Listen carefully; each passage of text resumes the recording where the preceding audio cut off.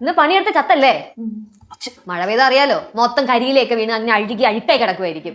അല്ല, അടിച്ചു വരുമ്പോ പിന്നെ എന്താ വിളിക്കാൻ? ഞാൻ ചേച്ചിയോട് പറഞ്ഞത്. അപ്പൊ ചേച്ചി പറഞ്ഞു നീ വന്ന ഒരു പണി നടക്കൂല. അമ്മ അങ്ങനെ പറഞ്ഞാ കൊള്ളാലോ. എന്താണ്?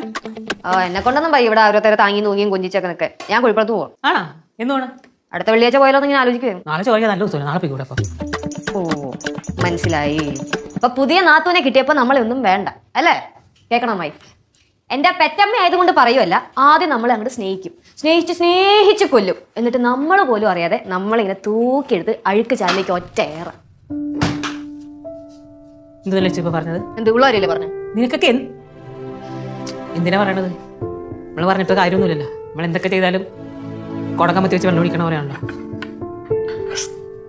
എടോ, ഞാൻ വെറുതെ തമാശക്ക് പറഞ്ഞതാ. ഇമോഷണൽ ആവല്ലേ? എന്തുവാ ഇത്? ഞാൻ വെറുതെ ചൊറിയാൻ വേണ്ടി പറഞ്ഞതല്ലേ. എന്റെ അമ്മയുടെ നിഴലാണ് ഞങ്ങളൊക്കെ നിൽക്കുന്നത്. അമ്മ ഉണ്ടെങ്കിൽ ഞങ്ങളും ഉണ്ട്, ഇല്ലെങ്കിൽ ബിഗ് സീറോ.